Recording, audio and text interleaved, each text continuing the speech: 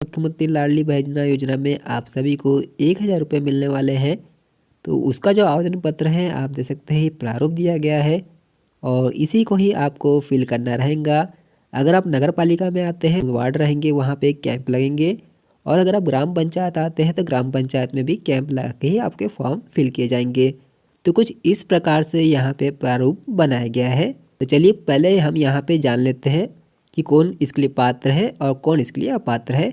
फिर फॉर्म को कैसे भरना है ये भी आज के वीडियो में हम देखेंगे। तो चलिए वीडियो को शुरू करते हैं। तो सबसे पहले यहाँ पे हम पात्रता की बात करें तो इसमें कौन सी महिला पात्र होंगी, तो यहाँ पे लिखा हुआ है मध्य प्रदेश की स्थानीय निवासी होना आवश्यक है। इसके बाद सेकेंड पॉइंट है विवाहित होना आवश्यक है। तो जो अविवाहित महिला है उनको हमारे मामा जी पैसे नहीं देने वाले। जिनकी शादी हो चुकी है और जिनमें जो कुछ महिला है जैसे कि विधवा, तलाकशुदा या परित्यक्ता महिला है वो भी इसमें आवेदन के लिए पात्र है। और यहाँ पे आयु सीमा भी निर्धारित कर दी गई है। तो आपकी जो आयु सीमा रहेंगी वो 23 से लेके 60 वर्ष तक की महिला ही इसमें आवेदन के लिए पात्र है। तो पात्रता में सिर्फ इतनी ही चीज़ें बताई गई है।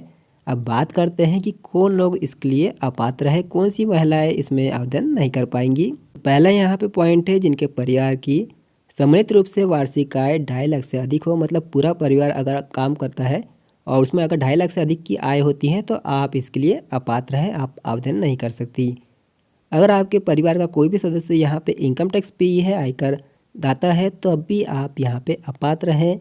इसके बाद अगला पॉइंट है जिनका परिवार का कोई भी सदस्य भारत सरकार, राज्य सरकार के शासकीय विभाग, उपकरण मंडल, स्थानीय निकाय में नियमित स्थायी कर्मी संविदा के रूप में नियोजित हो अथवा सेवानिवृत्ति उपरांत पेंशन प्राप्त कर रहा हो। तो इसका मतलब ये है कि अगर आपके यहाँ का परिवार कोई सदस्य गवर्नमेंट कर्मचारी है, संविदा कर्मचारी है, नियमित है या रिटायर हो चुका है, पेंशन मिल रही है, तब भी आप इसके लिए अपात्र है।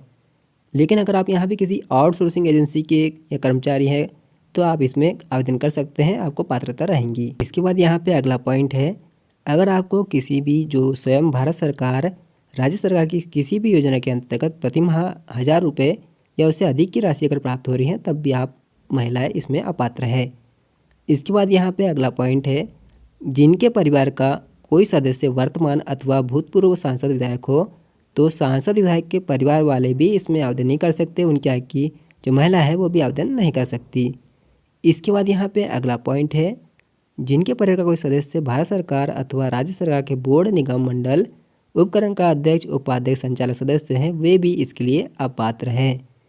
इसके बाद यहाँ पे अगला पॉइंट है जिनके परिवार का कोई सदस्य स्थानीय निकाय में निर्वाचित जन तो वो भी इसके लिए अपात्र रहेंगे। लेकिन अगर वो पंच है या उप सरपंच है ग्राम के तो वो इसके लिए पात्र है, तो वो लोग इसमें आवेदन कर सकते हैं। इसके बाद यहाँ पे अगला पॉइंट है यहाँ पे जो परिवार रहेगा उनकी जो ज़मीन रहेंगी 5 एकड़ से अधिक यहाँ पे कृषि भूमि नहीं होना चाहिए। और आपके जो परिवार है उस परिवार के नाम के सदस्यों से पंजीकृत 4 पहिया वाहन, ट्रैक्टर भी है तो वो भी यहाँ पे अपात्र रहेंगे। मान लीजिए आपके घर में 4 व्हीलर वाहन है या ट्रैक्टर है और वो आपके परिवार के किसी सदस्य के नाम से पंजीकृत है तो आप यहाँ पे अपात्र हो सकते हैं। अब इसमें आपकी कितनी सहायता की जाएंगी इस योजना में, तो इस योजना में जो महिलाएं पात्र रहेंगी उनको 1,000 रुपये दिया जाएगा और जो उनका जो खाता आधार कार्ड से लिंक है उसमें पैसे भेज जाएंगे।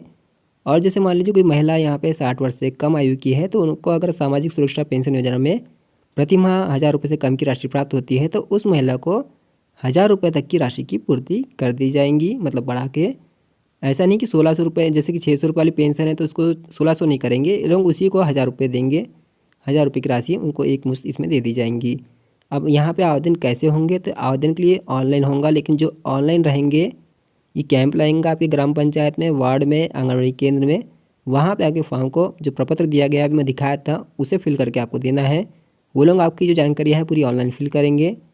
उसके बाद आपको जो आवेदन पत्र, ध्यान रखिए निःशुल्क है, कोई पैसा नहीं देना है आपको, निःशुल्क आपको यहाँ पे फॉर्म को फिल करना है। और आपको महिला जो रहेंगी स्वयं आपको वहाँ पे जाना होगा क्योंकि वहाँ पे आपकी लाइव फ़ोटो वहाँ पे कैंप में खींची जाएंगी और आपकी EKYC भी वहाँ पे होंगी। तो EKYC के लिए आपका वहाँ पे कैंप में जो परिवार की समग्र आईडी होती है उसी में आपकी भी नाम की समग्र आईडी होंगी और आपको खुद का आधार कार्ड भी लेके जाना है। आधार कार्ड में देखिए अगर आपके फिंगरप्रिंट नहीं आते हैं तो आपको आधार कार्ड में मोबाइल नंबर लिंक करा लेना है।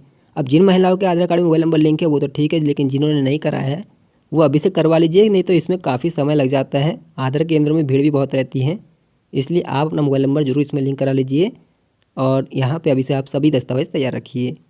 तो इतनी बातें तो आप सभी को समझ में आ गई होंगी। तो चलिए अब देखते हैं फॉर्म को कैसे फिल करना है। तो ये आप देख सकते हैं फॉर्म कुछ इस प्रकार से है। तो सबसे पहले देखिए यहाँ पे आपको अपने नाम की समर आईडी आपको फिल करना है। तो समर आईडी में देखेंगे आपके नाम के आगे 9 अंक लिखे हैं, तो उन्हीं को आपको यहाँ पे फिल कर देना है। फिर आपका जो आधार कार्ड नंबर है उसे आपको यहाँ पे फिल कर देना है। फिर जैसा आपके आधार कार्ड में नाम है वैसे आप यहाँ पे फिल कर देंगे। फिर अपने पति का नाम, पिता का नाम यहाँ पे आप लिख सकते हैं। तो पति का नाम ही आपको यहाँ पे लिखना है वैसे तो। फिर आपको अपनी जन्म तारीख लिख देना है, जैसा आधार कार्ड में है वैसे ही लिख देना। और इसके बाद यहाँ पे आप अपना एड्रेस लिखेंगे, ग्राम, शहर, ज़िला कौन सा है आपका, पिन कोड कौन सा है, वो सब यहाँ पे आपको फिल करना है। फिर आपको मोबाइल नंबर अपना ही देना है, क्योंकि आगे चल के क्या है जो भी अपडेट आएंगी आपके मोबाइल नंबर पे दी जाएंगी। अड़ोस पड़ोस का किसी का नंबर नहीं देना, नहीं तो फिर बाद में आप ही को दिक्कत होती है। जब कभी OTP या कोई चीज़ आती है तो फिर आपको समस्या हो जाती है, इसलिए अपना नंबर ही आप यहाँ पे फिल करेंगी।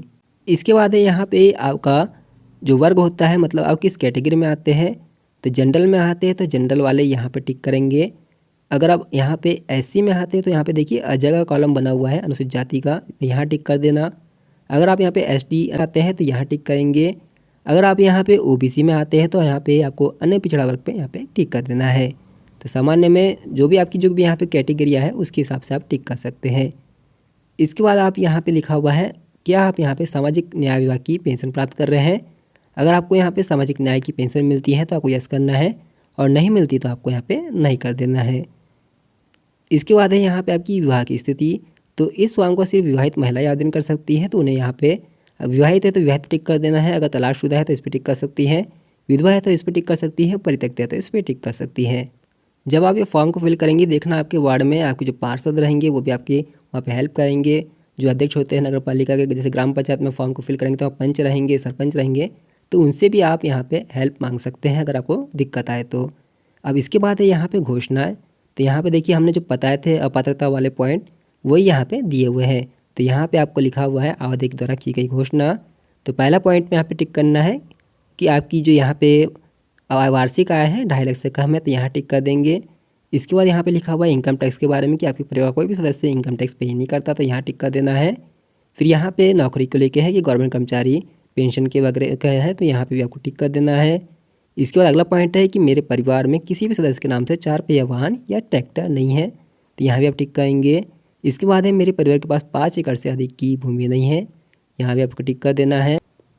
इसके बाद यहाँ पे अगला है मुझे भारत सरकार द्वारा किसी योजना में प्रति माह 1000 रुपये से अधिक की राशि प्राप्त नहीं हो रही है। इसके बाद है मैं स्वयं या परिवार में कोई भी सदस्य यहाँ मनोनीत जनप्रतिनिधि पंचायत के वार्ड पंच या उप सरपंच को छोड़कर नहीं है, तो यहाँ भी आपको टिक कर देना है। मैं स्वयं या मेरे परिवार कोई भी सदस्य भारत सरकार राज्य सरकार द्वारा चयनित मनोनीत बोर्ड निगम मंडल उपक्रम के अध्यक्ष संचालक के सदस्य नहीं है, तो यहाँ पे आपको टिक कर देना है। देखिए यहाँ पे सभी पॉइंट में आपको टिक होना जरूरी है। अगर आपका यहाँ पे कोई भी पॉइंट अगर आपको यहाँ पे आ रहे हैं उसके अंतर्गत तो आप इसके लिए अपात्र रहेंगे। फिर यहाँ पे है, यहाँ पे लिखा हुआ है इस पॉइंट में कि आपका जो आधार कार्ड है वो आप यहाँ पे वेरीफाई किया जाएगा। तो आपका या तो बायोमेट्रिक लिया जाएगा, या तो अगर आपका आधार कार्ड में मोबाइल नंबर लिंक है तो OTP के माध्यम से आपका वेरिफिकेशन किया जाएगा। तो इसके लिए आपको यहाँ पे सहमति देना है। तो ये आपके जो सहमति वाला पॉइंट है वो लिखा हुआ है। फिर आपको महिला जो भी आवेदन कर रही है अपना साइन कर देंगी इस जगह पे। अगर आप यहाँ पे अंगूठा लगाते हैं तो अंगूठा भी लगा सकते हैं। इसके बाद यहाँ पे आपको ये देखिए पावती है, ये पावती आपको यहाँ पे जब ये लोग ऑनलाइन आपका फॉर्म को फिल कर लेंगे तो काट के आपको दे देंगे। तो यहाँ पे आपका जो पंजीकरण क्रमांक है वो दिया रहेगा, आवेदन की दिनांक यहाँ पे लिखी होंगी, आवेदक का नाम, पति का नाम यहाँ पे आ जाएगा। तो ये वाला जो फॉर्मेट है आपको इसे नहीं फिल करना है, ये वही लोग यहाँ पे फिल करके देंगे आपको। तो यहाँ पे 3 पॉइंट का आपको विशेष ध्यान रखना है, जैसे कि आपकी जो यहाँ पे समग्र eKYC पूर्ण होना आवश्यक है, आपको जो बैंक खाता है वो आधार कार्ड से लिंक होना आवश्यक है, और आपका जो बैंक खाता है वो DBT इनेबल होना चाहिए। DBT इनेबल मतलब ये होता है कि जो भी जैसे कि मान के लीजिए राज्य सरकार है या केंद्र सरकार है, जो भी पैसा भेजती है डायरेक्टली आपके खाते में आ जाता है। अगर आप इसे इनेबल कर देते हैं तो जो अकाउंट में आपने चुना है उसी अकाउंट में आपका पैसा हमेशा आते रहेगा। अगर आप इसे इनेबल नहीं कराते तो आपके इसमें कभी कभी क्या होता है 2-3 खाते रहते हैं, वो सभी अगर आधार कार्ड से लिंक है तो किसी भी में चला जाता है। लेकिन अगर कोई खाता आपका DBT इनेबल है तो वो खाता उसी में पैसा आपका आएगा। तो इस प्रकार से तो तीनों चीज़ें आपके यहाँ पे हाँ में रहना चाहिए। अगर आपका यहाँ पे जैसे समग्र KYC नहीं हुआ है तो उसे करवा सकते हैं, अगर बैंक खाते से आधार कार्ड लिंक नहीं तो उसे भी आप करवा सकते हैं, और अगर आपका DBT इनेबल नहीं है तो DBT इनेबल भी आप करवा सकते हैं। ये सब आपका यहाँ पे होना ज़रूरी है। उसके बाद ये आपको फाड़ के आपको पावती यहाँ पे दे दी जाएंगी। मान लीजिए आपका आवेदन किसी प्रकार से आप निरस्त होता है तो उसका भी यहाँ पे ऑप्शन दिया हुआ है। अगर आपको यहाँ पे सब कुछ ओके रहता है तो आपका ये वाला पॉइंट रहेगा कि आपको यहाँ पे पात्रता होने पर आपको राशि यहाँ पे प्राप्त हो जाएंगी। तो चलिए अब बात कर लेते हैं आपको यहाँ पे आपका जो फॉर्म भरना कब से शुरू है वो भी हम यहाँ पे देख लेते हैं। तो यहाँ पे आपको जो फॉर्म भरना दोस्तों 15 मार्च से प्रारंभ होने वाला है। योजना जो रहेंगी यहाँ पे 5 मार्च से प्रारंभ होंगी। इसके बाद आपकी जो अंतिम तिथि रहेंगी यहाँ पे 30 अप्रैल रहेंगी इस फॉर्म की भरने की। इसके बाद यहाँ पे जो लिस्ट रहेंगी 1 मई को जारी कर दी जाएंगी। फिर उन लिस्ट में जिनके नाम रहेंगे उन पर आपत्ति बुलाई जाएंगी 1 मई से लेकर 15 मई तक। उसके बाद आपत्ति का निराकरण किया जाएगा 16 मई से 30 मई तक। उसके बाद लास्ट में अंत जो लिस्ट रहती है वो जारी की जाएंगी 31 मई 2023 को। और उसके बाद 10 जून 2023 से आपको यहाँ पे 1000 रुपये की राशि आना शुरू हो जाएंगी जो कि आपको हर महीने मिलेंगी। अब देखिए यहाँ पे जो आपत्ति वाली बात है ये ऐसा रहता है, जैसे किसी ने आपके गांव में फॉर्म भरा, अब वो अपात्र है, उसके बाद भी उसने फॉर्म भर दिया है। अब मान लीजिए वहाँ पे आपत्ति बुलाई जाती है उस फॉर्म को लेके, तो आप लोग वहाँ पे आपत्ति कर सकते हैं, तो उसका जो फॉर्म है वो रिजेक्ट हो जाता है। तो ऐसा होता ही है, आगे चल के आप देखेंगे जब फॉर्म भरना शुरू होंगे तो कई अपात्र रहेंगे, वो लोग भी फॉर्म को बढ़ चढ़ के फिल करेंगे। तो अगर आप पात्र हैं तो आप फॉर्म को फिल कर सकते हैं। तो किसी को पूछना है इसमें कुछ भी जानकारी कुछ समझ में नहीं है तो कमेंट करके पूछ सकते हैं। अगर आपको फॉर्म चाहिए तो आप इसकी जो वेबसाइट है लाडली बहना योजना.com से निकाल सकते हैं। तो आज वीडियो में इतना ही, फिर मिलते हैं अगले किसी नए वीडियो में। नमस्कार।